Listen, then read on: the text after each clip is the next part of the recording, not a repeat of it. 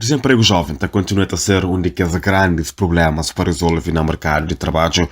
Só no primeiro trimestre daquele ano, a taxa alcança 20,6%, queda de mais de 12 pontos percentual, mas um número que continua alto. Garantia Jovem é um programa de IFP que procura combater desemprego, que a plataforma online promete ajuda jovem a encontrar solução de emprego ou de formação em 3 passos. Depois de registrar no site, é contactado por um técnico e, de acordo com suas preferências e perfil, esta promete oferecer uma oportunidade em até 4 meses.